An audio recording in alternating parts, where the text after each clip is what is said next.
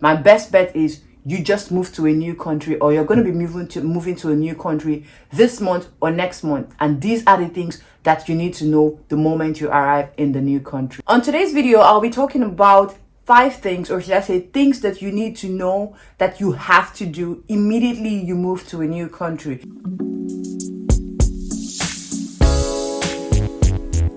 Hey guys, welcome to my channel. If you're new here, my name is Tammy. I'm a Nigerian based in Germany, and on this channel we talk about living abroad, schooling abroad, travel, and the OGs would say, and all the other extras. Welcome back, OGs. As for the new ones, please don't forget to hit the subscribe button. And if you know you're interested in anything that has to do with moving abroad, schooling abroad, travel, what are the application processes, what should you look out for, what you should look out for, then this video and this channel is for you. So stick around and hit the subscribe button. On today's video, I'll be talking about 5 things, or should I say things that you need to know that you have to do immediately you move to a new country. So be it as a worker, or as a skilled worker, or as a student. Also, I'll be using my note because I need to make sure that I'm giving you guys all the details. So get your notepad and your pen if you want to take notes, and let's dive right into this video. Number 1 on the list of things you should do when you arrive in a new country is a bank account. Yes, you need to get a bank account. For some countries, I would say this is not the first thing you do, because there are several things you need to first get before you get a bank account. But then my point is, this is not even going to be a on a scale of importance. These are just like the 5 things that you need to do. Some you need to do before the others. So make sure you do your research on the country to know the exact one that you need to do. Now, first of all, why I say a bank account is because you don't want to be carrying cash around. For some countries, they are very, very much cashless. So most of the stuff that you need to do, you'll be paying via card. So you need to have a bank account. If you want to get an apartment, for some, they would expect that you, of course, have bank statement or something to show for it. So you can't just be saying, okay, I have this amount of cash. Maybe for students who need to have their standard of living, or their yearly expense, at least for the first year, you can't carry that cash around to show that this is what you have. You need to open a bank account, and you need to deposit that money inside that account immediately, and then get yourself a card so you can spend, and that would help you. So that would not help you financially typically, because you wouldn't spend as much if you just had the cash lying around, and it would also help you to be put in place properly and all that stuff, because you would need to do a lot of things, and you might need to put in your bank details. So number 1, get yourself a bank account. Open a bank account, however I put that statement. Then this brings us to number 2. Number 2 thing you want to do, or the second thing you want to do, is your social security number. Yes, so if you're African or at least Nigerian, you know that we don't really have a social security system, except for now that there's this thing called NIN, the National Identity Number. So it's kind of similar to the social security system, security number system thing. So what happens is that's kind of what they use to identify you. And when it comes to your work, school, taxes, this number could be asked, you could, be asked about this number. So make sure that you get this number. Make sure you get your social security numbers. For some countries, it's already there and it's waiting for you, right? Before you get into the country. Example, the UK, pretty much your residence card and everything is waiting for you. When you get there, you just go pick it up. While for some countries, you have to go and then register, okay, you have now come into the country and whatnot, and then you get your social security number. So make sure you get your social security number. For some countries, it's called just your tax ID, like in Germany, for example. So make sure you get that, because you pretty much cannot do anything without it. That brings us to number 3. Get your note, because I'm also using a note. So number 3 is your transportation card. Actually, maybe this should be number 1.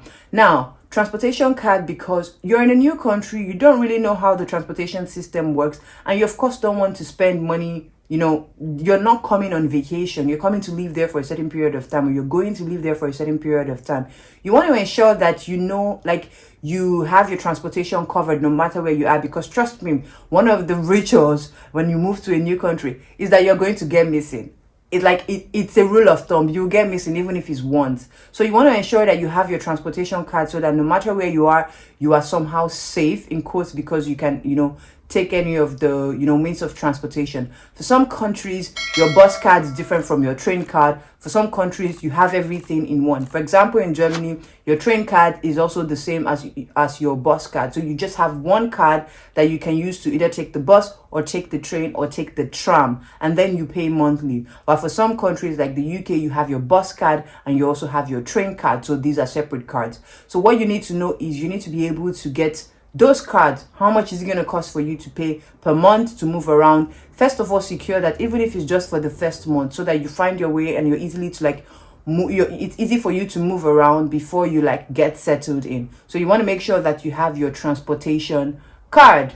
Now, number 4, this video is going to be short, but let's keep it moving. The weather is getting dark. So number 4, your residence permit. So like I said earlier, for some countries your residence permit is already waiting for you. For some countries, example Sweden, you already get your residence permit before you come into the country. So as opposed to coming with a visa, you're coming with a residency card. If that's Sweden. If it's the UK, you're coming with the visa, but then your residence permit is ready, so you just go probably the next day or the same day you arrive in the country and you pick it up. For countries like Germany and US and other countries, you go to get your residence permit, right? Like, so you get your visa when like to get into the country. Then when you get there, you have to like book. For Germany, you have to book an appointment with the foreign office, and then you go there and you change your visa into a residence permit. So make sure you do that, because for some countries this residence permit also allows you to work if you're a student. For example, for some countries you have to apply for a separate residence permit for work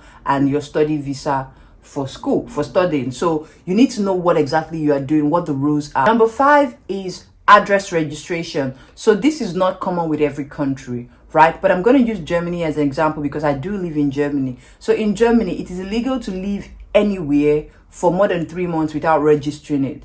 Yes, it is illegal. So what that means is that when you get into Germany, you get an apartment, be it a student apartment, be it a shared apartment, whatever it is, as long as you have a contract. You also have to check.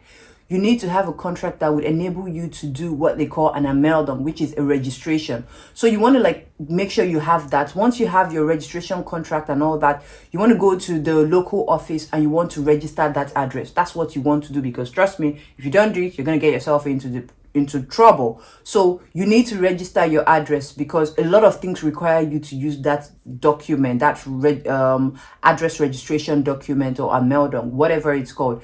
That is very, very important. For example, you can't open an account without that. You cannot pretty much you can't really get a job without that, because when they give you a job, that's one of the documents that they will ask you for. Like, you cannot do your you cannot change your visa to a residence permit without that. Like, literally your whole life depends on your address registration. So make sure that you get your address registered before you do anything, because that document is like the holy grail. You need it for literally everything in the country. Now, having said that, I think I'm just going to give you like this bonus points before I move on to say some other things. So what is the bonus point? SIM card. So yes, there are different types of SIM cards. If you don't know, there are SIM cards that you use as a tourist when you just go to a country. Most of those SIM cards are like pre-registered. You just get them at the airport. Sometimes they are free and whatnot, and you keep it moving. But as a resident in a country, you want to get like a proper SIM card, and these SIM cards usually these SIM cards require you to do a registration. Like, you go with your passport to the office, they will do your registration and all that, and then you get the SIM card. That's the kind of SIM card that you want to get, right? So make sure that you get your SIM card. You can of course also take those free SIM cards from the airport when you arrive, just to navigate and sort yourself out before getting your main SIM card. But make sure that all of your registrations that are important and long term, you don't use that one. So you get your new SIM card and you use that for it.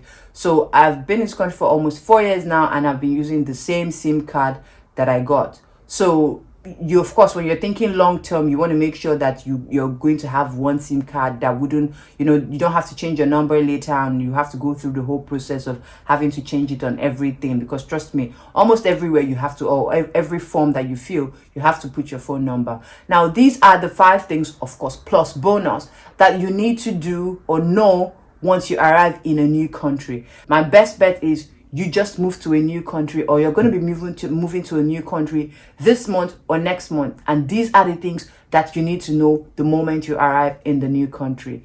So if you're still watching up until this point and you haven't hit that subscribe button, please do me a favor and hit that button right here. And if you like this video, of course, don't forget to also show me that you liked it by clicking the like button, commenting, and of course sharing with your friends and family. Thank you very much for coming to the end of this video. I'm gonna see you in my next video. Bye.